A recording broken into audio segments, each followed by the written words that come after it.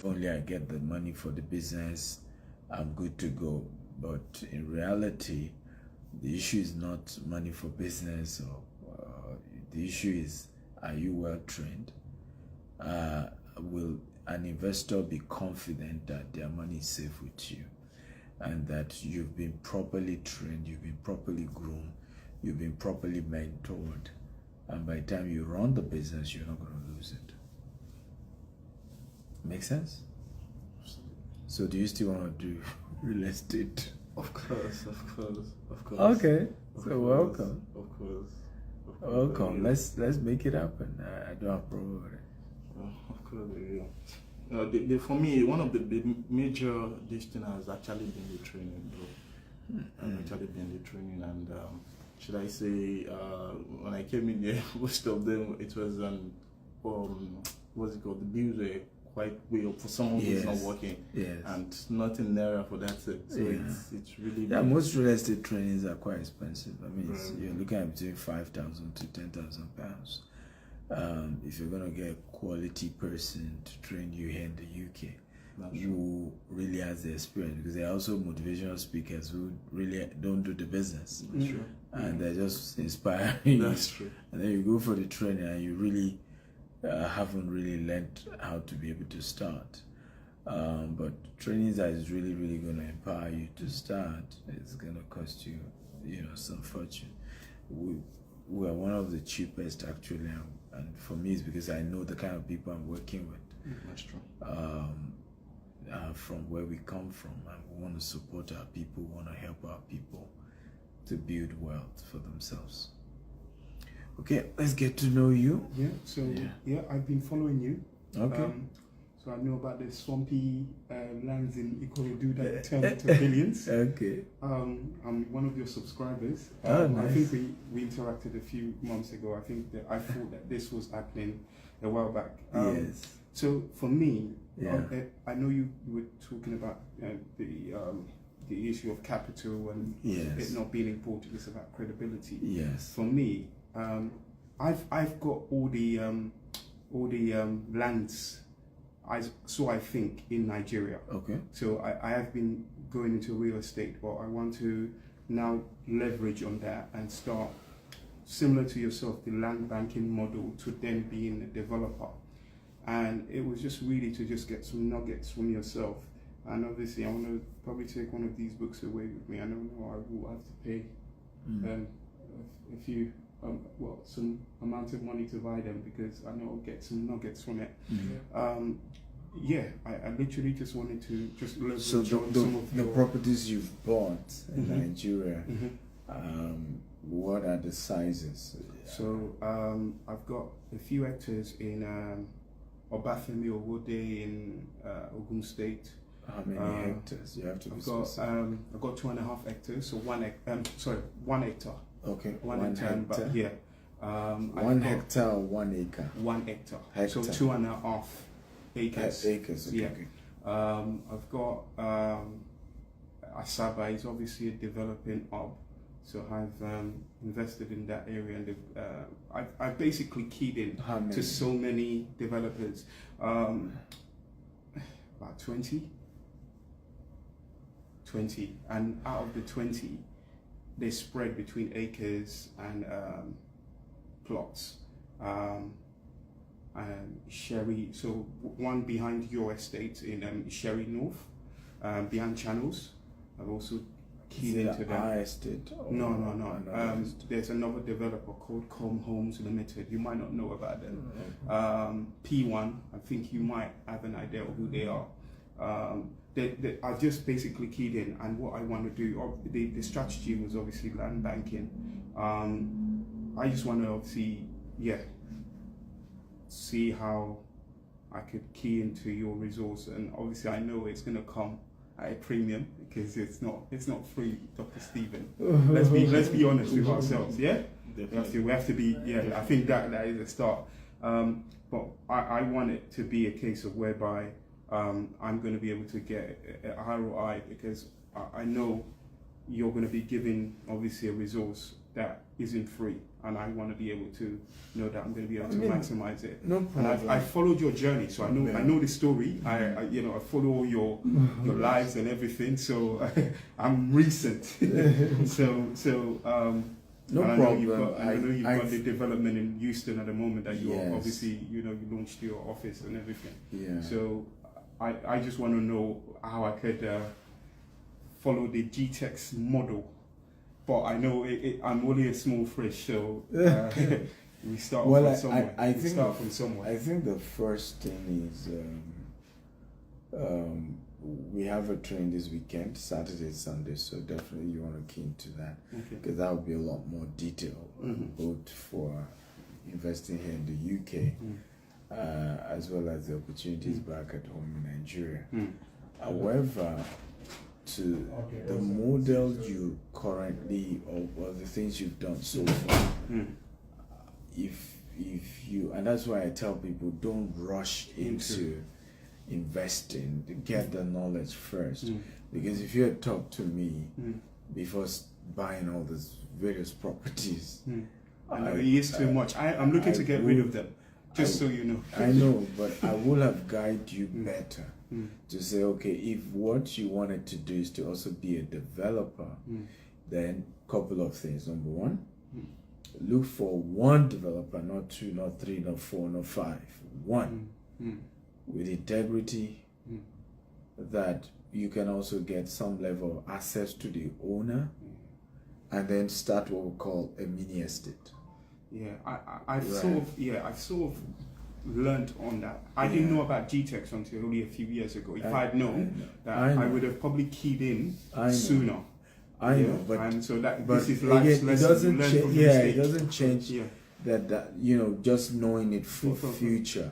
Because what I will do is, all that money could have gotten me 5 acres here, right, or 10 acres, but it's not not in the US. But it's not just 10 acres anywhere.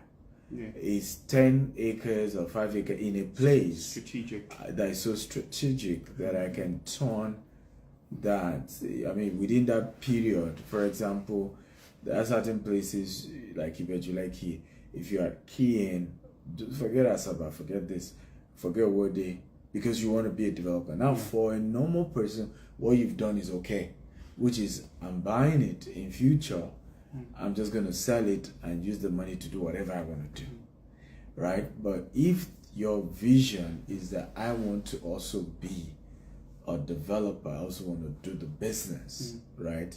Then the strategy is a bit slightly different, and that's what I'm trying to walk you through, which is that I want to say, where is the place where I can get the maximum returns? I want to look for where development is moving so fast. Ibejuleki, Ekwe, certain places in Abuja. So I'd rather concentrate all my money, get a 5 acre, get a 10 acre, then leave it for the years you've left it, and immediately start my own housing units. Right? So I can say, on that 5 acres, I'm going to build, let's say, 50 housing units. Start as an off plan, get a lot of mentorship from the bigger developer who are. That's you, man. No, that's but you. there are other people. I know you're very humble about it, but you've come along. I've read your story. Seriously, nobody would have thought he was in that tiny room in the University of Ibadan. Or you know, that's what it's about. That's what it's about. No help. Well, yeah. I get you, but again, I think it's important to also maybe look at those you've worked with already, if any one of them might be open to that as well, or which of the lands you've bought where it might be a lot easier to immediately start development there, maybe because everybody's moving to that axis. Of course, if none of it fits into the advice I'm giving now, then yes, you're right to try and see how to get rid of them, and then try to now start this model I just talked about, which is, can I get property in certain places where 5 years from now, guaranteed, I build house on it, people are buying, right? is way better than, buying somewhere else that I may need to wait another 10, 20 years. Yes. Particularly if I'm also dealing with developers who are not ready to develop, which is another issue. Right. So a lot of us buy properties. Yes, it's cheap, but the developer ain't gonna put fence. The developer ain't gonna do any infrastructure. And once they don't do that, it means I will never be able to develop my own land because they haven't even done road that leads to where my land is. Right? They haven't even done fence. They haven't done anything. So the land is just there. Not really appreciated, because that's also another thing people miss when it comes to land banking. For land banking to also do well, one is location, but the other is also foresight. It's also the partners, because even if, you will have seen certain areas in necessarily up and coming place where you can just find these, let's say 100 acres that are just empty, nobody's doing anything. Meanwhile, beside it, a lot of people are doing some things, right? And because yours is literally in the middle of the 100 acre, right? So now you two can't do anything on yours because it will cost you hundreds of millions if you want to say you will do the road that lead to where your own land starts from, right? And so these are little things that are very, very important to understand and perfect as you start the journey, right? But you're on the right path. The good news is you never lose as long as real estate is what you're doing, right? Hello, welcome. How are you? Please have your seat. You can join us. We should sit next to each other. Yes. Yeah, you can sit. Full of men here. Yeah. We have to be like, Are you we have to be like, are you sisters? yeah, sisters in Christ. Yeah, we Yes. didn't Sisters realize in it. Okay, yes. We men take money matters more seriously than you women. Huh? I take money seriously. Yeah, Okay, when you find out why. Yeah, men take money matters It's a lot hot more in my serious. Yeah, I like it hot, that's why. They like it hot. You can reduce Oh my days. because of that. No, just reduce it. Put it at 23. You are used to Houston weather now, isn't it? It's still hot. Yeah, in Houston. Houston is not just hot, it's humid as well. Okay. Nigeria, Dubai, all the countries that have lived in Dubai or was cities. 40 degrees when I went. Yeah. I'm like, Oh, what do we do? Okay. Or you could do it on here actually. Okay. It's Burj Khalifa Oh, also. You got mine. Yeah, for you. So name for actually, this typing thing is Is it actually- slow? Yeah, it's slow. I'm gonna do that to you. Yeah? Alright, I'll write it down. Okay, cool. Okay, so I hope I've answered your question. Yeah, absolutely. I'm keen in terms of moving things forward, joint vehicles. So, this training that you're doing this weekend, is this something that we can all key into? Or? Yes, absolutely. Absolutely, you can. But it's strictly for real estate, because most of my meetings open generally to just sharing about investment, about principles around investment. But the weekend training is strictly on real estate. It's a 2-day event. And we're looking at how do you really do real estate here in the UK. Earlier in the day, I did an analysis of a couple of strategies that we do when it comes to real estate in the US and here in the UK. And I give an example of, you could see a location where there are other developers already doing 10 floors, right? 15 floors, right? But you will still see in some of those locations 2-floor buildings, 3-floor buildings, right? Now, if you're able to see a 3-floor building and the seller is selling below the market price, and there are a lot of stuff like that where the market value could be £5 million, but the seller is willing to sell it for 3.5, but they really need you to close quickly. Now, what you want to do on deals like that, and these are good deals, I'll just give you a brief version, but I'll share more on Saturday and Sunday. Those are the kind of deals you're looking for here in the UK. Why? Now, once you deal typically with 30%, you can exchange such deal. And first of all, you need a 10% and to get under contract and within 30 days. And then you have another 6 months or more to raise the remaining 20% and get the institutional investors, the lender, who will give you 70%, right? And then you exchange in another 6 months or more. Now, depends on the property. Some of it you need to do little renovations, some you don't need to, and then you need to now get new people to lease it. Now, if you are strategic with the leasing process, you might even turn the building around to start getting 20% of the cost of buying that property, right, from the leasing, if you are very, strategic around it. So there's one I inspected as soon as I got to the UK, and for that one it's 3 floors. Right now, to a particular college, and they've left. They were using the second floor and the third floor. Then the first floor is used by a supermarket. So the goal is to evict the supermarket and get a new supermarket who is willing to pay a little bit more, but will of course do a few renovations so that they can pay more. Then the second floor we're turning into an event center, just to be able to maximize the profit on that building. Then the last floor we're turning into a co-working space, right? For office space and stuff. So with that structure, we're going to be making 20% of the cost of buying the property. And mind you, we didn't even put 20%, 100%. We put in 30%, and we got institutional investors to give us the remaining 70%. So we'll run that for another 2 years while we seek permits to take it from 3 floors to 10 floors. Wow. And then In UK. Yes. Benefit the UK. Right. That's So the vision that's So the first two years, we've already made 40%, meaning we've made back the 30% we put in. Remember, it was mortgage for the remaining 70%, plus 10% on top.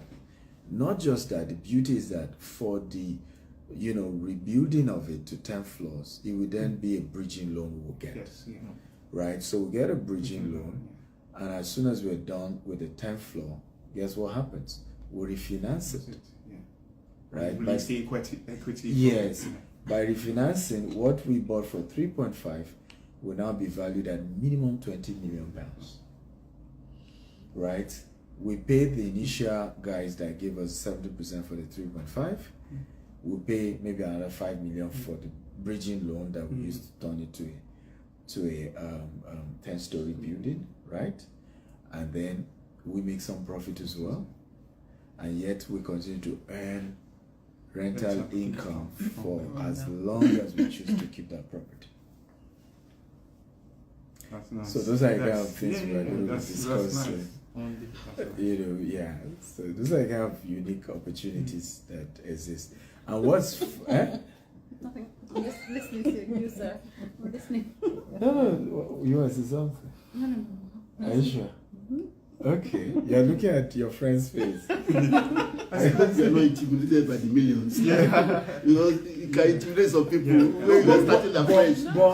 I'm just a bit starstruck. Yeah, you are. I follow you a lot. Oh, she follows you a lot. Okay. I have really heard about you today. Oh, Yeah. so you are not starstruck. Yeah, exactly. Yeah, like what's wrong with her?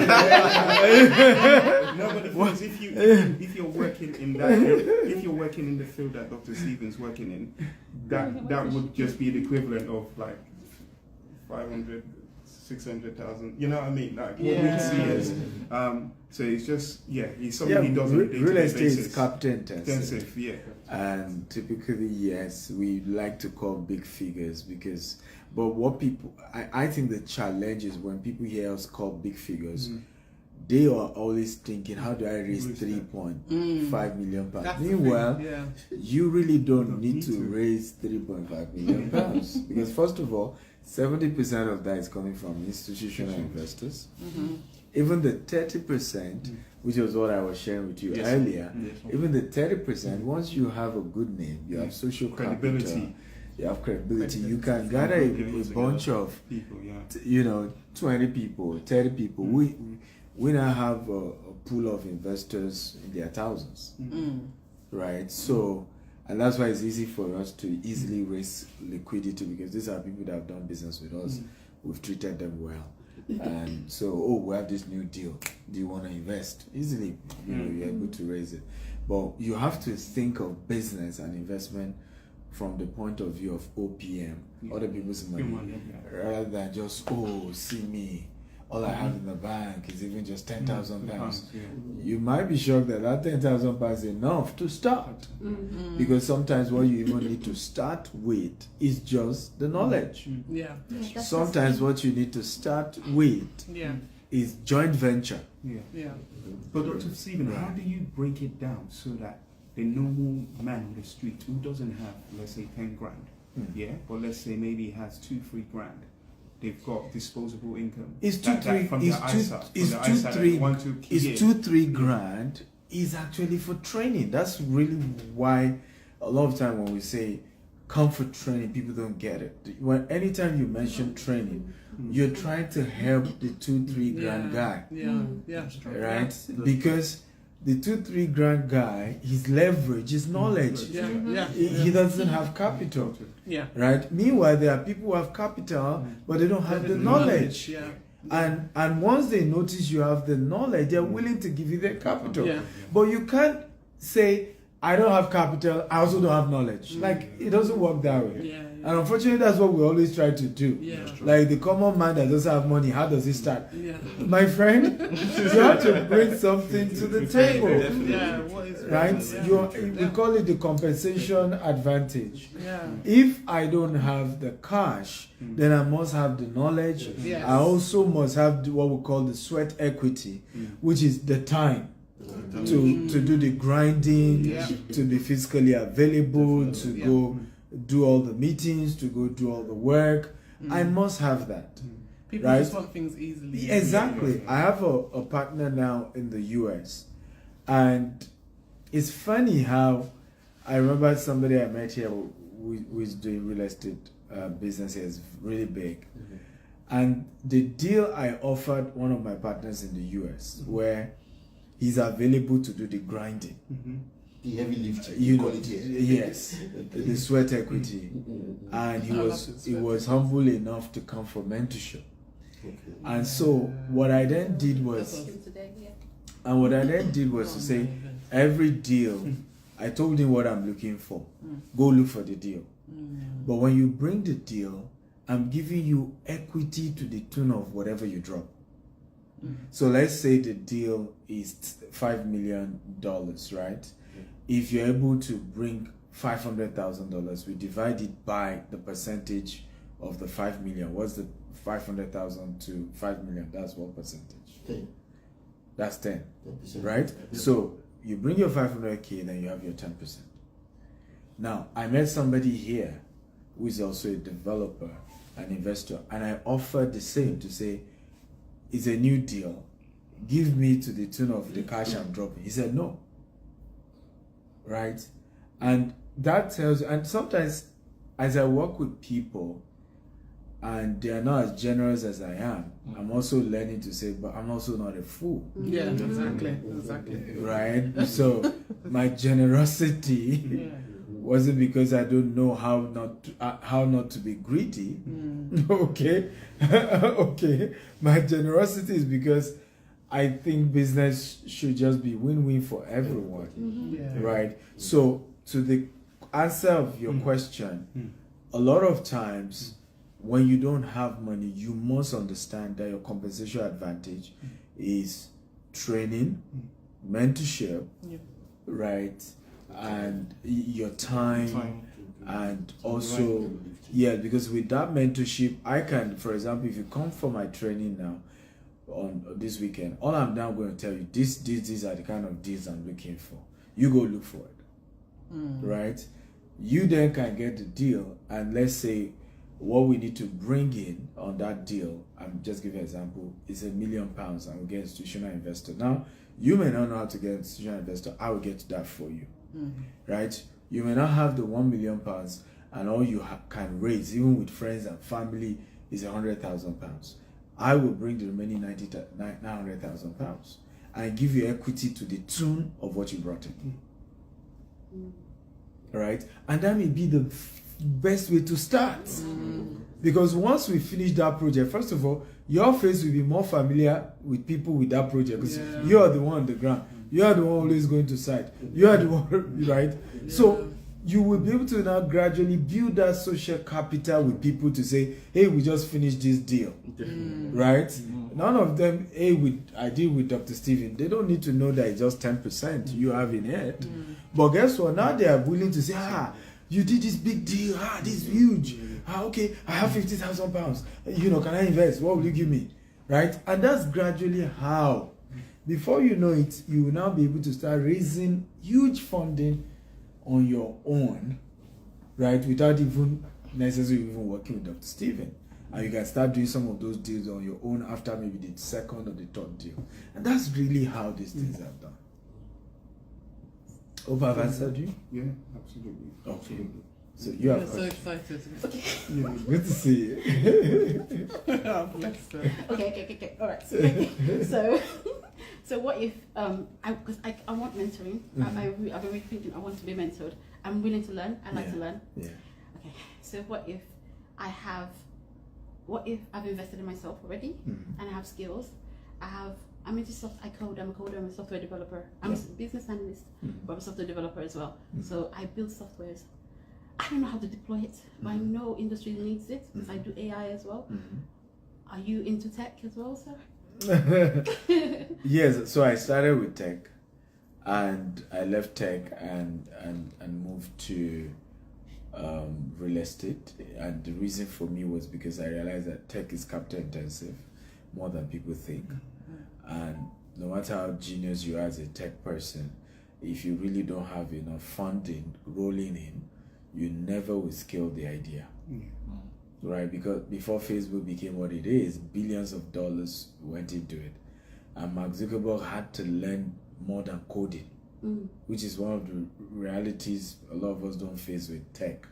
That he had to learn how to really raise the capital to keep Facebook going before it now got to the point where they could go to the capital market. Because it's usually by the time you now get to the capital market that you're now leveraging on OPM at the level where you don't need to be hustling anymore, right? And you can just flow in from there. So when I realized that, I said, you know what, I needed an industry where what I'm doing is also helping me to build capital. Right? And real estate is that. Right? As I keep buying real estate, my portfolio is growing bigger and bigger and bigger. So when I now go back to tech, I have enough money coming from real estate to sustain what I'm doing in tech till I can scale that tech idea. Also, I'll also be able to now start doing tech solution that also complements my real estate business, such that my real estate business is the first customer, right, of that tech idea, right, and can keep funding it till we can scale it. So yes, I'm open to now get more into tech now that we are heavily in the US, because also this tech thing to certain countries help it to scale better, and US help tech to scale better than even UK. UK, I have an issue because of the EU, and I'm not sure even with the Brexit whether UK now has its own tech regulations. I think EU still overshadows, and EU just kills invention. There's just too much rules from, you saw what just happened with the guy who started the Telegram. Just being arrested like a common criminal in France. All right, so I would say yes, tech, but whatever we're doing has to be, headquarters in America. Okay, I don't mind that. Before anybody, I can go anywhere with you. Anybody arrested. No. He's right. Before anybody just arrest me at the airport because of some tech idea I came up with, so that would be embarrassing. Okay, so I like that.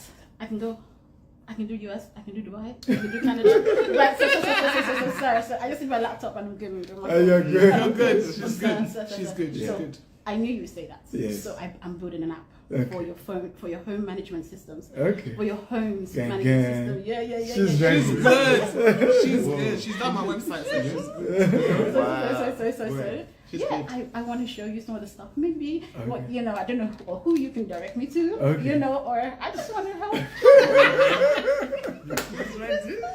Okay, impressive. I like that. I just want to help. No So, problem. yeah. Let's see. Yeah, please. So sir. you've And if you done can it teach already. me- You can send me the link. If you can and teach check. me and I can learn from you. I also want to go into real estate. I do, but I don't know how. So I don't have the knowledge. But if I can Yeah, bring, but that's That's what Saturday and Sunday is all about. Well, If you can Saturday. Sunday. He said Sunday. I didn't realize. Oh, Saturday. Saturday and Sunday. Yeah, Saturday. Yeah, So Saturday, I'm an event planner, Yeah. as well as an accountant, as well as all sorts of things. Foster carer. Yeah, sort with of skill other- stats. Skill stats. Yeah. So yeah, I'm doing an event. So I do events of all sorts of Yeah. things because So this weekend is my daughter's 13th. She's autistic, non-verbal. So and I'm doing Nigerian Independence yeah. because it's Nigerian Independence. Yeah. So I can do events of anything. So I'm going to do a Bible and small chops. Yeah, on November, and then December comedy night, and then I could do like something like this, and an event where I can bring people in. It's about connection. It's an event for anything, really. It's called God is Good, but it's called Gig Event Planner. I'm the CEO, I'm the director, and I bring everyone on. So it's quite interesting to find out, because real estate, I have a property, but I've never got into that. No. My husband's very safe, Yeah. so he's the 9 to 5. We can't risk anything. So he needs to be, and that's why we match together. But he needs to be a bit more. I'm a bit more Risk taker. Yeah, I would say risk, but I need to know. My late dad was an accountant lecturer, so I need to know a little bit more for me to find out, right, what is it in it? What does that mean? And So I think, if you're busy on Saturday, you can come Sunday, you get a recording for Saturday.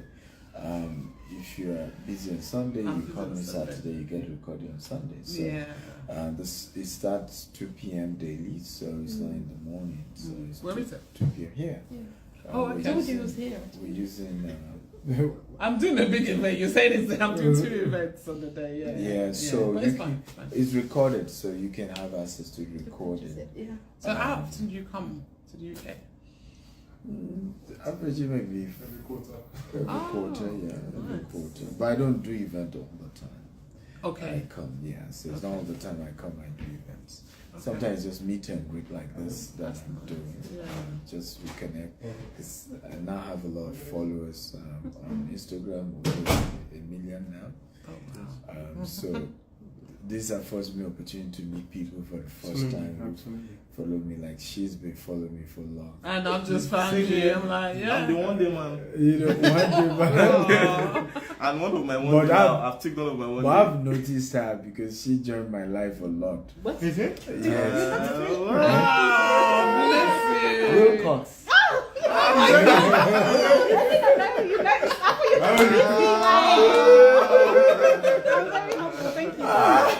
A lot of my followers are always shocked that I know them. You know, when he came, I said you're a police officer. How did you know? You know? I've been in this guy. Who am I? Like, okay. That's the very grateful. gift Thank he you so has. much. Like, that's good. That's lovely. That's Yeah. Oh my lovely. God. That's right. That's lovely. That's lovely. So yes,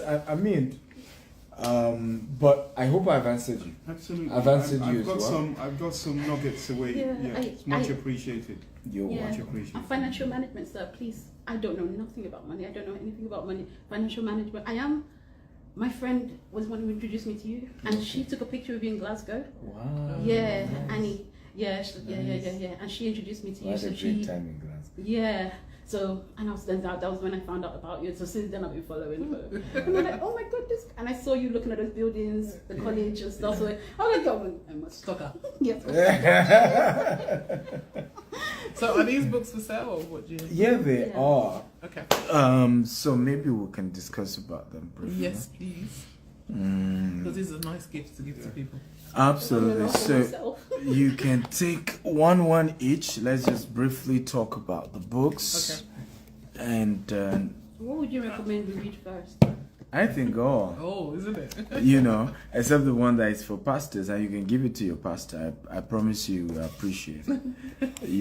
Definitely appreciate it if you have a pastor. So you guys can take, let's start with this one. It's my favorite. So you can take a copy each. Okay. And you can take a copy each. So it's called. It's called. It's called The Billionaire Habits. Okay. And basically it was my first in the Billionaire Habits series, and I kind of really like it. But what we discussed here was habits of wealthy people, because particularly for we people of color, wealth has been turned to something mythical, something we don't understand how it comes about. Yeah. Just, suddenly the guy is rich. Yeah. Yeah. And I think there are two reasons for that. Usually, most wealthy people from our part of the world either became rich because they knew some politician and they started getting some contracts, connection as it were. And so when, how did you make it? God is God, And they can't really break it down, the step-by-step process. So I had to help, in this book, share if you're going to build wealth organically. I'm not against connection, if that's but not all of us would be lucky to have connection. I wasn't lucky to have any connection. The connections I have today were after I became successful. People were now proud to identify with me, right? Yeah. So, but at the beginning, I didn't have anything. Nobody felt that was important to even want to associate with me. So this book gives you a good blueprint. How do you start with the habit? Because your habit determines your decisions, and your decisions determine your destiny. Yes. Right? Yes. And a few things. Let me pick a chapter and just talk about that, and then you guys can go read the rest. So let's look at page 155. I said, think business, not product. Page 155, think business, not product. I said, a good product in the hand of someone who does not understand business principle is as good as a failed business, right? So oftentimes, a lot of us, again, I repeat, people of color, we're obsessed with products, really obsessed. My products is the best. We're able to do the best, and we don't understand that what really makes a business scalable is not the product alone, is that you've turned it to a business.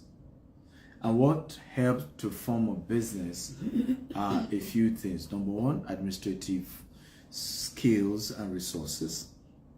Okay, so you have to build an administrative team, not a one man, right? Not you, administrative team.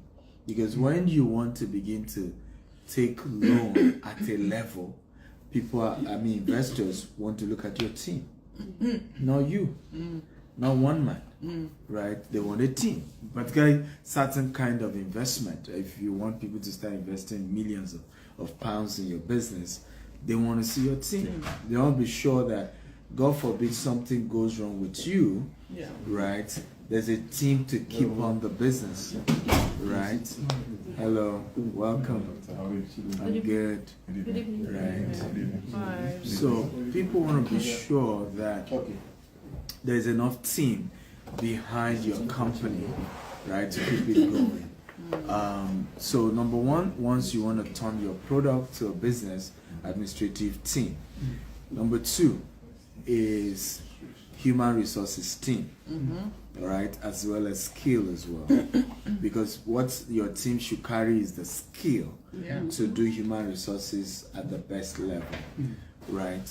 And for me, I always say the human resources here is how do we recruit, what is the culture of the company, because the popular saying is that culture, right, we eat strategy for lunch. Right? Yes. Culture, we eat strategy for lunch. So in running a great business, there has to be there has to be an emphasis on culture.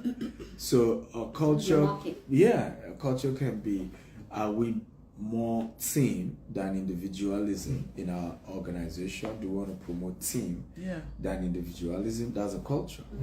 A culture can be, are we futuristic, or are we, creative, or we're conservative? That's a culture, right? So a lot of these things is how you then translate the product into a business. Because I see a lot of entrepreneurs shouting, I own a business. I'm like, you own a product. Right? You don't own a business. Now, nobody invests in a product. They invest in a business. Right? So again, what moves you from product to business? Number one, administrative team and skill. Number two, human resource team and skill, because they are not the same.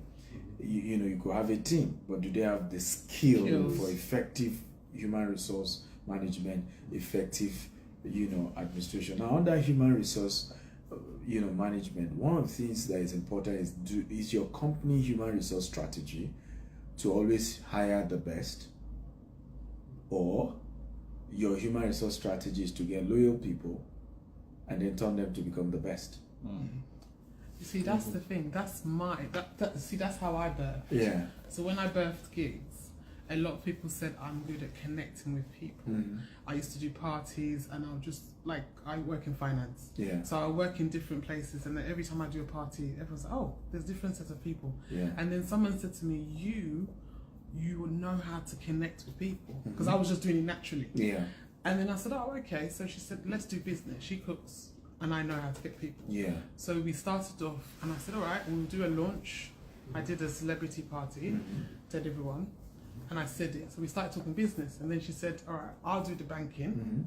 As soon as she said the banking, I said, I'll get the banks. And I said, Barclays. And then she went, oh, I got bankrupt from Barclays. I said, So I just paused, and I thought, no. So I didn't work with her, and everyone said do it alone. So I started alone, but what was happening was, because I was new, everybody was feeding off, I can do this, DJ can feed off this. And my husband was like, but where's the profit? And I was like, it's not about the profit, it's about me building, like you just said, the team. Because I am the brand and product, but then I need a team in order for me to do it. So if you see my logo, it says Gig Event Planners. And when I was advertising for the Nigerian event, my mum was like, this Nigerian thing, what are you doing? I said, no, my mum, it's me. It's me. And then because she branded me, and then I had to put my face on there, and everyone was like, it's you bringing it. You're the product. You're the one that smiles. You're the one that brings the light, the face of it. And it's true, because a lot of us black people, we just see it as, how are you going to make money? What are you doing to make money? No, I am making money because I'm a foster carer. I'm an accountant. I have my own property, and me and my husband.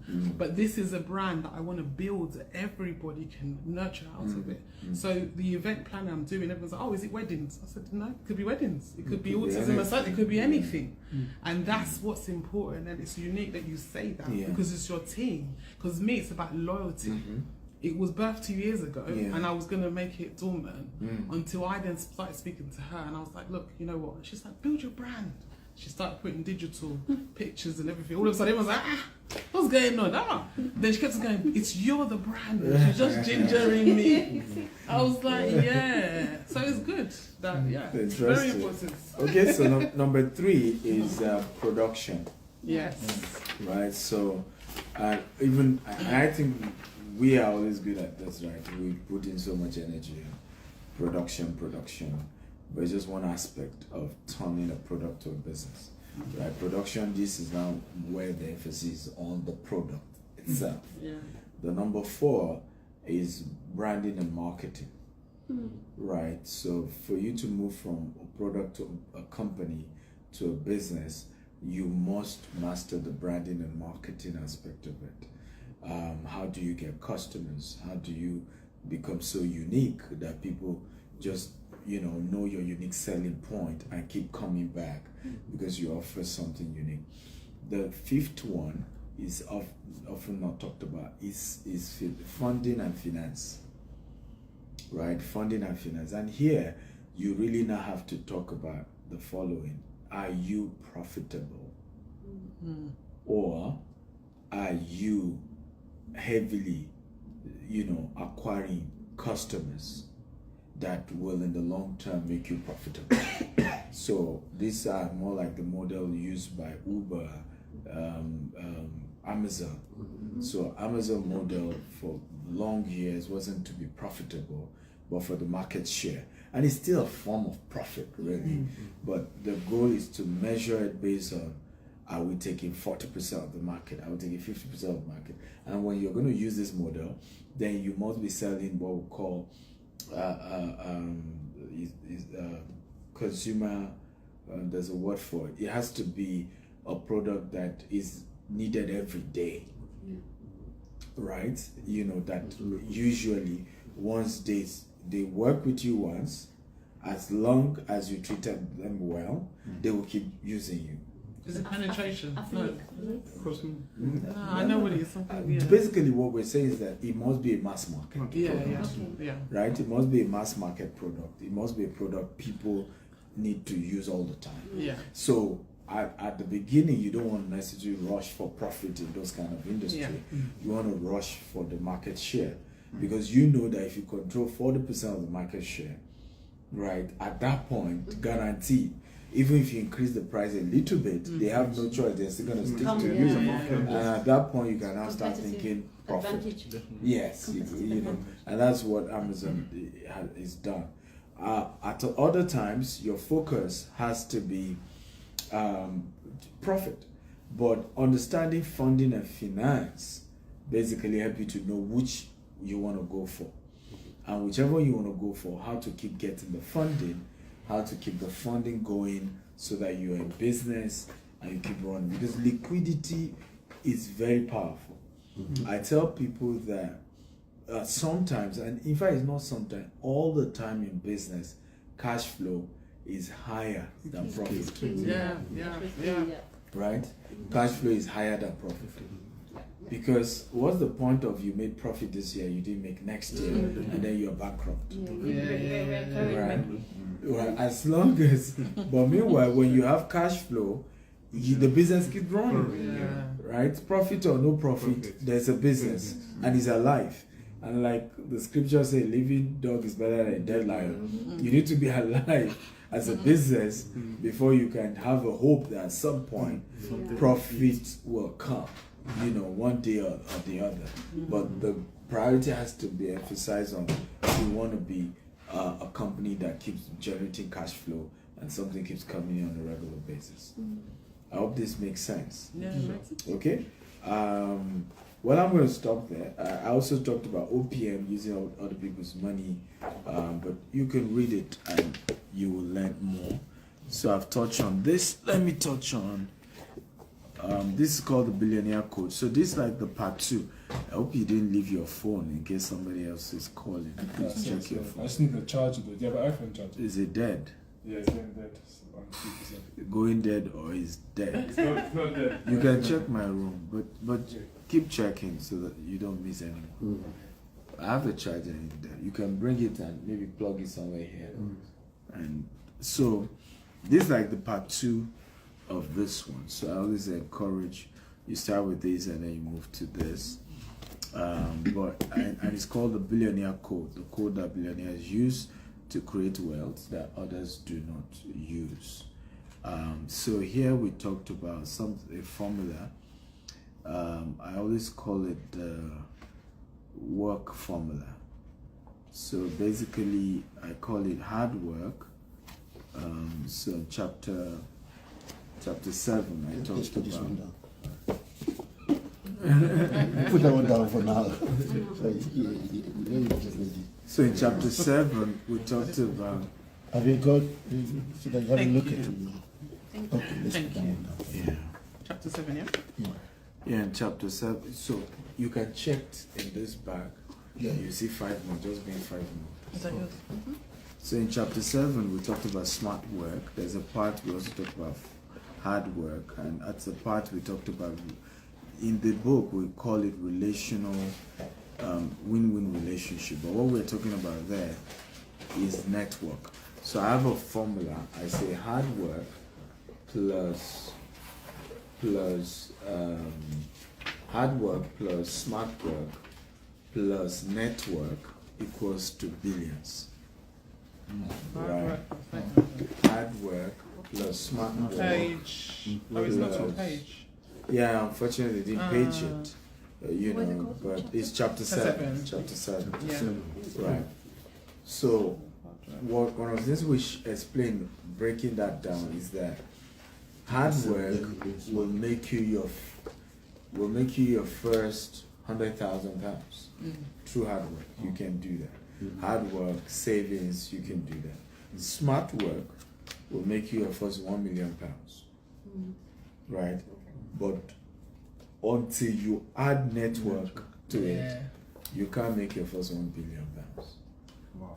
We're trying to get there. One day. Right?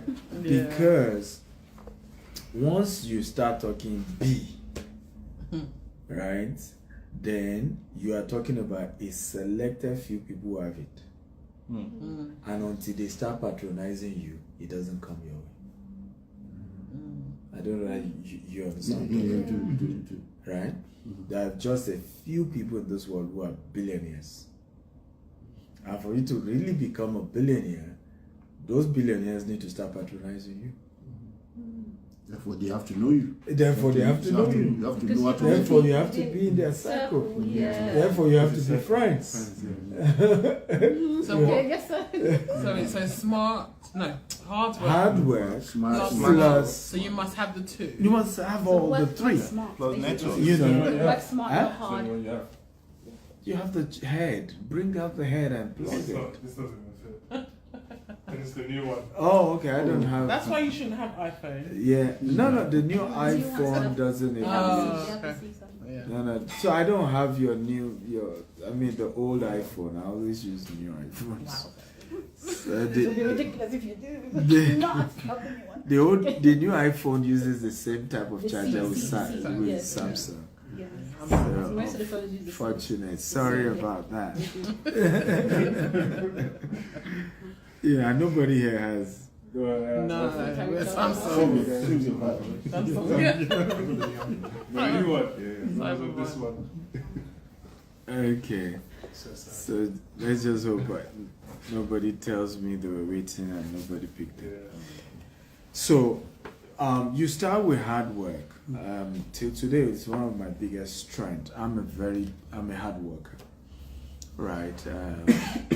Really hardworking person, and it's been my life, right? But at some point, I knew I needed to add smart work, and smart work involves you need to partner with other smarter people. You need to leverage other people's wisdom, ideas, concept. You need to collaborate. You need to know that there's a limit to where your hard work is going to take you, right? So you need to start being strategic. You need to look at industries that are into the future. You need to look at how do I get things done quicker, faster, cheaper, and make more money. So, how do I leverage? Those are all that angle. And then at some point, and I must confess that I did not take the place of network early, and even for me, it was a weakness for many years. And I'll tell you why. Because I wasn't born into a rich family, I'm not really good socializing. Right, and even if you see me recently, people see me a lot at events, and they're like, "Oh," but really, I'm still sometimes awkward even in those events. I'm not, the party time, right? One of the parties I went for in New York just last week was Tony Illumina's party. And I'm probably the weirdest person who didn't drink anything because I don't even drink, right? You know, she was gonna give it to you. She was gonna get you Remy Martin. Really? Somebody's got everything. I don't know. I don't even drink. I was still gonna send it, but how do we send it? Send me now. I'll go back to the drawing board. So it's weird. I don't even drink and all of that. So I could be a bit awkward when it comes to being social. Yeah. But so for many years I was withdrawing, being, networking. But at some point I figured out that look, there's a limit to where hard work and smart work will take you. You can't break and become a billionaire until you introduce the network. I don't care who you are, I don't care how you do it. That's why even a Mark Zuckerberg, a Bill Gates will be flocking around the richest Indian man's son's wedding. I saw that. It was all in the news. Don't think it's because he likes India that much. Right? But that is over 1 billion people. It's a huge market. Right? Just being there. And if you want that market, visibility. if you want to keep that, no, it's not that. It's not even just visibility. For tech guys, it's not even about visibility. Is that guy holds India down. So opening door. Exactly. He holds India down. Ambani, Him and the Prime Minister are like this. So, and that is, a lot of them have relied a lot on China for years, right? So they are beginning to want to move to India for reliance on chips, on technology to support whatever they're doing. And the guy who will help you achieve that is this guy. So they had to show up because they know, his son's wedding means a lot to him. Even with Dangote, he did the same thing. Like Dangote, Of course, Dangote holds Africa down for Bill Gates. Right? Like Bill Gates doesn't come to Africa without Dangote accompanying him to everywhere he's going. It's that serious, right? Because he relies on Dangote to keep, which people don't take some stupid risk like Smart moves. right? You have to have good networks and you have to rely on those networks for the security of your empire and investment. So we must learn, and that's why it's good that you showed up today. And unfortunately, a lot of people don't get that. Even many, after reading my book, still don't get the concept of network. Right? They play with it, they trivialize it, and sometimes I just shake my head. Right? I just shake my head. You don't get it. Right? That this thing is very, very big if you are really serious about building wealth. In fact, I tell people I will have been 10 times richer than I am now if I've learned this, many years ago. I only started networking maybe in the last 5 years. Right? I only started in the last 5 years. Being intentional. So now where I live is intentional. The hotel I lodge is intentional. Everything is intentional. Right? I don't care which country I go to. I will only live where the richest of the rich lives. That's it. Right? Is that why you live in Burj Khalifa? It's not mindset, it's networking. It's networking because the caliber of people I'm just going to meet, the caliber of people I'm going to network with, and also the caliber of people I'm already networking will be more comfortable when they sit where I live. That's true. Yeah, absolutely. Right? Oh, I've been to his house. And I many years ago, I noticed you meet a rich man. I would say, oh, come to my house. I'll be like, I come and do your house, you know. And I just want to talk business. But he's talking friendship. You know, and in my mind, look, it cost me a lot to even be your friend. Because just because I'm coming to you, I have to wear my best suit. And I don't have too many of it. Right? Just because I'm coming to you, I have to make sure I come in the best car. You know, and so for you to keep wanting me to keep doing this, I'm gonna go bankrupt just trying to be your friend. I'm gonna go bankrupt just trying to be your friend. But I realize that the higher you go, here's the word. I have this teaching about 7 things about the ego. You know, I'm often called the ego. The ego. Yeah. The ego is landed. The ego is landed. And why does he say I didn't? I just say I love it. But the ego has 7 unique characteristics. Yeah. Right? And I'm just going to share one because of time. We won't be able to share more than one. But one of the 7 characteristics of ego, really, really unique to the ego, is that the ego always tests before it trusts. The ego always tests before it trusts. So one of the things the ego, and you know, for those of you who is still single here, are you single? Who is single? You're single? Where's the single? You're single? Why are you doing it? By the way. Yeah? I'm gauging. So you're not single. So why are you not sure? You do your hair. You don't put ring on it. No, it's alright. No? You are married. He's not married yet. No, I'm talking about here. No, I'm But you're in a relationship. But you are not available. You are single, so you are married. Yeah, so we only have just 2 single people. But this will help you guys. The ego female always tests before trusting.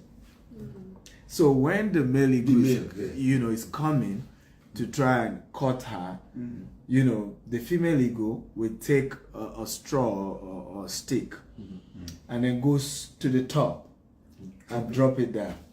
For the male to go and pick. For the male to go pick it. So the male will dive with the straw, pick it, bring it up, and then give it to her again. Then she drops it again. I will repeat that process over. After she's sure that he's strong enough, his speed, he's agile, he's strong, then she agrees for him to meet her. And then of course they then take care of their next. So wealthy people will test you. And unfortunately, they are testing you, you do not know they are testing you. That's true. Right? So that's why they like you to come to their house. It's a test.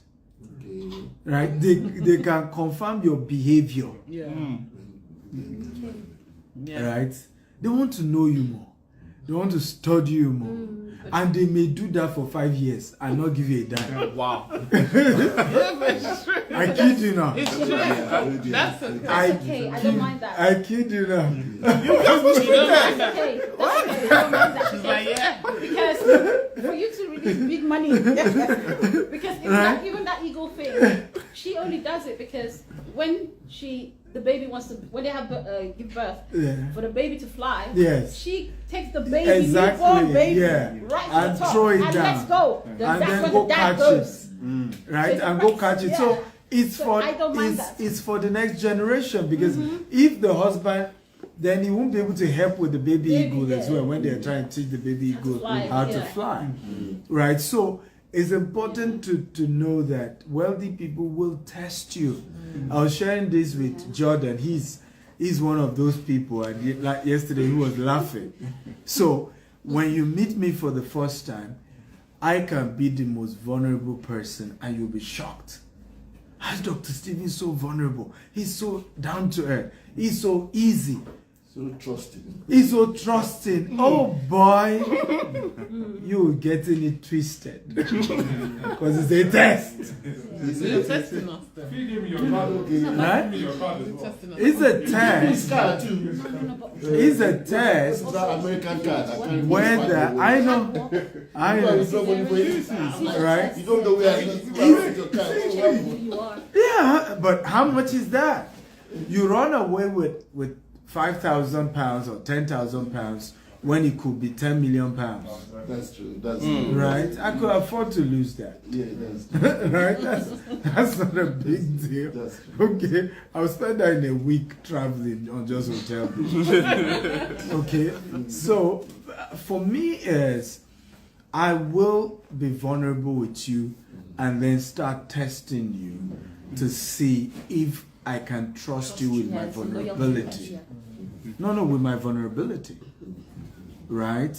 Because some people cannot be tested with being vulnerable. I will even test you with my generosity and also see whether you reciprocate it or not. Right? And as soon as you don't reciprocate, then you will also see that I also can be stingy actually. Okay? I also can be stingy. So I mean in building relationship, I do a relationship model called there's a word for it. It's similar to copycat. But I pattern after you. Right? Imitation. Right? So at first, yes, I'm vulnerable, but subsequently you dictate how I treat you. Right? You're generous, I'm more generous. So we lead you. Yes. My dad used to do it. My late dad. You're stingy, I'm stingy. Yeah. My dad used to do it. Right? Yeah. You're vulnerable, I'm vulnerable Match as your well. energy. So I just match you at where you are. But I realized that it's not just me, because I had to learn it from wealthy people. By the way, this wasn't me. I used to just be so gullible and I'm just, It doesn't pay. you know, but I had to learn as I built relationship with wealthy people, and I see how they treat, how they test, how they, you know, I say, okay. And of course, after my hands were burnt, I then learned to see why they do it. Because at first, I used to be pissed off when I started building relationship with high net worth people. Why are they being so difficult? Why are they being so? But you know, after I build relationship, this guy, I've lost $1 million. This person I've done. I mean, I can't continue like that, right? So now, I test before I trust. Yes, quite right. Yeah. Okay, and it's part of the code of rich people. That's why if you read this book, right? Because when you have books like this, it really helps you, you know, to really take things to the next level. Because a lot of times we don't even get it. I know many mentees of mine who think that they can be more rich just based on hard work alone. So Dr. Stephen is hard work. He's hardworking. Oh, you know, if I can just kill myself, I'll be wealthy. I'm sorry. Hard work is just one of the keys. Right? One of the keys. To your hard work, you need to include smart work. To your smart work, you then need to include network. That's why today, I will pay any amount to be with a wealthy person. Any amount. And I'll do anything for them for free. Yeah, that's the key. Doesn't matter how much it costs me, just to keep the access. So I've had people, for example, where I'm vulnerable to, and I open my life to them, right? And before you know it, they were to do things for me, and then they send me big bills. I'll be like, no problem, I will pay. But once I finish paying, I always send them a word, which is, from today, access to me is also monetized. Love it. Right? So we will now see who will pay more. You know, and I don't have problem paying you. I don't have problem paying you, right? The only thing is that you will need to pay a lot more. right, to gain that access. And that's if you can afford it. That's if you can afford it. Right, that's if you can afford it. So that's why a lot of the richest people who are my mentors, I don't charge them a dime for anything I do for them, because it's the access I need, right? And if I think what I'm doing for them is so expensive that I now think, okay, I need to charge, if they close their door, trust me, I have more to lose. A lot more. Especially in a place like Nigeria, where is that network? Seriously, is that network? Yeah. Well, sir, how do you? Okay, with the free thing, I don't mind. I do a lot of things for free. Yes. Because I believe in serving people. I'm not asking you to do it free. I'm talking about mentors. You have to charge for your services, right? And I'm not one of those who will say, even with mentees, I'm always saying, give me your bill. I will always tell you, because I'm not into freebies. That's not the point. And me also saying that you also have to pay me, I'm not angry with you. It's not like I'm angry. It's just, remember I tell you about mirroring. Yes. I don't know that you understand. I mirror you, right? Because you have been generous, then I'm accessible more, because I need to pay for your generosity, right? And I know one of the most precious thing I can use to pay is to give you access to me, because the wisdom I'm going to give you will help you make more money than what I will have paid you for the service, right?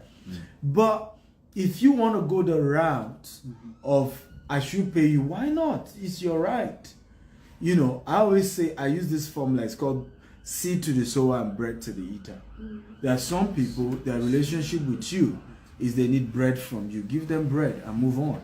Some people, their relationship with you is seed. Right? They want to be a seed to you that you can plant and they will grow and blossom. And years to come, you know, they can brag and say, when I met Dr. Stephen, this was where I was, and see what I've become. Right? But you have Bread to seed to the soul and bread. No, bread to the eater, seed to the soul. Seed to the soul. Okay. Right? So some people see you as a bread and they want to eat you. Right? And there's no problem with that. Let them eat you as a bread. Right? But I cannot make myself available to the eater the same way I'll make myself available to the seed and the sower. Do you see the difference now? Right? Short term, long term. Short term, long term. Huh? You get it. Well, sir, what I was trying to say was I do it for free because my currency is your knowledge. Yes. That's what I was trying to say. Okay. Yeah, and to learn off you and gain off you. Learn off you and gain. So for those of you just coming, she's been following me for a long time. So she's starstruck. Yes. And so if you're wondering why she's talking like that, I think I had the first person was some months ago. I couldn't believe that thing is real. And even the second time, so I felt, okay, maybe by the second time she's meeting me, she'll be normal. The second time she was still, I'm like, relax. Calm down. Public figures. Trust me, I'm as normal can be, and I want people to be normal around me. Okay. Even me watching that, I couldn't believe it. I was like, for real. For real. Okay, so we then have Billionaire Habits for Entrepreneurs. This one I had to author it because I realized a few things I didn't add to the other two. The other two was so general, but this one was specifically talking to entrepreneurs. For example, as an entrepreneur, we have to, at some point of your business, start thinking scalability, right? How do I scale? And the mindset to move your business from £1 million, £2 million to £100 million is a different mindset. Now, hear this, it's a pathway to less hard work, as it were, right? Less hard work, more smart work, more network. However, it's totally different from. So it's not necessarily going to require you working harder. Am I making sense at all? But the skill set has to be a lot more different, right? The approach, the maturity you need to bring to the table, right? The mindset, the thinking, the fatherly figure. For example, at the point you're just trying to get your business to £1 million, a lot of things can still be centered around you. When you want to move it to 100 million, 1 billion, you lose control, and that is crazy, right? And you're going to face a lot of the repercussion of that. Today now, I have 7 CEOs. They're about to increase even more. Now, each of those people will do things on my behalf as though I have done it. And I'm talking of expensive things, right? An average of them, you know, and I have to still bear the consequences of their actions, good or bad. So it gets a lot more scarier as you go higher. You know, because you almost have to put 100% trust that they will act as if you were. They will see the vision. And sir, this is something I really struggle with. Obviously, you are at a level whereby you're able to see you're able to invest in the people that will see your vision in the as close to 100% to where you want to get it to. How do you source for those individuals? Because as you rightly said, you can't be there. You can't be everywhere. You need those 7 CEOs to be able to, you know, take decisions on your behalf. How do you get to that point where you're able to, you know, work out who these 7 individuals, or are you able to select them? How do you? Like, he puts you on a level where he's vulnerable. I know, but I'm looking. It just builds that trust, and then as you go, you're able to see. It's not. I don't think it's. I don't know how to. I think that's on relationship based. That's more personal, not on business. You would train them. Yeah, but how do you make business? Yeah, so you have to train them. I mean, you all are right. Yeah. There was a time we over recruited people intentionally because we knew a lot would go, and we needed to keep a lot because those a lot we're keeping will now be the leaders we're going to be relying on. Right. So at some point when you need to get to this phase, and another thing I didn't mention is that the disadvantage of this phase is that you will now be overpaying. Right. You see the challenge now. You are good evening, sir. You're welcome. Right. The challenge of this phase is that you're overpaying, right? And for me, I battle with that because it was really tough to now, you know, that you can do what you could do with 20 employees. You had to recruit 60 employees because, you know, some of them will leave at some point, some of them, you know, and then you also are doing that so that you have enough leaders at some point that the business can stand on, right? So today we are always acquiring properties in billions of Nigerian naira, and I don't need to be today alone. They just launched a new estate, right? Multiple billions in the cost of acquiring. I was not involved in any way, not even in the meeting with the seller, not in the negotiation, not in the contract. My signature is not even on the document. And that's the point I'm trying to say. Right. He's able to trust people. Yeah, but it's a journey. It's a journey. You have to start intentionally that journey. Step 1, over recruit. Yeah. Right? Because you know a lot will fall by the wayside, but the little that will remain will be substantial enough to keep the process. Number 2, heavy training. She talked about that. You literally, I remember one of our consultants said to us one day, said, I train Nigerian banks, I train all the big institutions, not one of them spend money on training like GText. Not one of them. And it's true. There is no year that we don't spend minimum between $300,000 to $500,000 on training. No, yeah.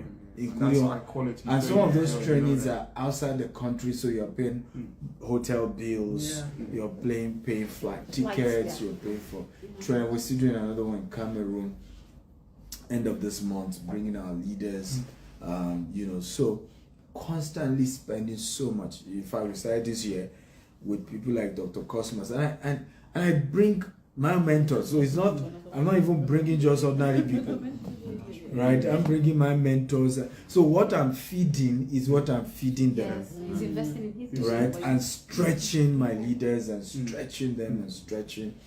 But again, that's what we're saying, and that's why we're sharing the book, that the mindset has to then shift, right? Because remember, it's called Billionaire Habits. And then this one is for entrepreneurs. A lot of entrepreneurs don't have the right habits to scale the business. Yeah. Right? One of those habits, for example, is forgiveness. Right? I was doing a training. I had a meeting with our leaders. Our people are now so massive. We had to take a whole, movie theater just to address all of them. This is my 72-hour visit to Nigeria. And then they know of the story of my very good friend, because of course he used to be one of the person who comes to train them, who then betrayed me, for 6 years. Apparently he was backstabbing me. I didn't know. Everyone I introduced to him, he literally was saying negative things about me. Right? I got to know at some point when one of my mentors visited one of our projects, and he knows him as well, and then called that mentor and was saying some negative things that now got to me. And then several people now started telling me, oh, you didn't know? He said this to us too. He said this. Of course, I confronted him. He then apologized. I think this 4 months ago or so. And then we met again this last trip. He kept apologizing. I apologized to my wife, because we're family. Like my kids and his kids, my wife and his wife, we were family. And just kept on apologizing. And I'm a Christian, I forgive. So we then were to meet in my office, but he couldn't come. It then coincided with the time of the meeting. So I said, okay, let's meet at the cinema, addressing my people. As I walk into the cinema hall with him, because my leaders know, they had to call my PA to decide what's going on. Why is this guy here? Right? But for me, it was also intentional to teach them about forgiveness. Right? About forgiveness. It doesn't mean our relationship has returned to what it used to be. No, it hasn't. No. Right? But it hasn't. But you must forgive, particularly if the person asks you for it. It's a scriptural thing. Right? Particularly if the person asks you for it. Right? If somebody comes to you and say, I have hurt you, I acknowledge my mistake, I'm sorry, right? You don't still keep them totally at arm's length like you do if they didn't. If he didn't apologize, I've forgiven him. But let him be where he is and where I am. But he's calm, over and over and over again. It means he still wants the relationship. Of course, he has to earn it. In fact, the last statement I made before I was called up in that meeting with him, because he kept repeating, he said, I have learned my lesson. He said, a lot of the people who made me to start saying those things about you, I realized even on your birthday, they were honoring you. And me, that was way closer, was angry about what they told me that I didn't even confirm from you. So obviously they used me, they probably wanted us to fight, and he said something, he said, I'm willing to earn the trust back. I said, I wish you all the best. Because you obviously will have to earn it. You obviously will have to earn it. But those are part of the things we're talking about in the book. Because if you think you want to be a billionaire and people won't cheat you, people won't hurt you, and you will not lose money, you're just joking. You're just joking. I mean, he was in my house in Houston, you know, and he, I don't know whether he knew the story. To furnish the property, one of my family friend introduced, and I could be that trusted. I said, oh, you know, I have somebody who can do the interior and do, before you know it, 58,000 pounds. I then released it. Only for me to come to my house and say, what I'm seeing here, max, maybe 20,000. Max. You know. And when they say max, they didn't even know other things I had to still buy. Like the piano, like the TV, that, you know. And so, but if you keep living your life, nobody must cheat me. Nobody must. You will not grow. Right? That's a lack mindset. Yeah, nobody must cheat me. I'm just going to be moving around. Everybody's a suspect. You will not grow. So the habit is to be prepared. And that's even why, because nobody told me this thing. I wish people had told me that, look, Stephen, this is your ambition. You want to be this wealthy. Be prepared for betrayal. Be prepared for people to say things about you that are not true. And be prepared for people to believe them. Right? Because, and I can't blame those who believe this, my friend, because each time I was introducing him, I said, meet my best friend, I've known him for over 20 years. We're this. He had credibility. So he had credibility, and I gave him the credibility. I was the one, because even while he was stabbing me, I didn't know. I would keep saying, my best friend, my this. So one of them told me, said, why would we doubt? You told us he's your best friend. You told us you've known him over the years. And he told us too. He said, do you know him like me? And we all admitted that obviously we don't know you like he knows you.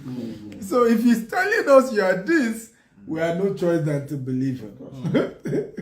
But what am I saying? You have to be prepared for these things if you want to get to a certain level in life. So when such thing happens, because something similar just happened to me, it affects my mindset. I don't want to do anything. Yeah. What does it happen to you? Like, obviously, is this somebody you said is a friend for 20 years? I couldn't sleep for 2 days. So how do you? Then how do you get back focused? 2 days. How do you get back? Only 2 days. No, so Yeah. how do I Me, get? I'm a lady. I was crying. I was eating. Yeah, I I lost know. weight. So that was a good thing. But yeah. So how do you come back? Yes, I'll tell you Because how I it's- came. you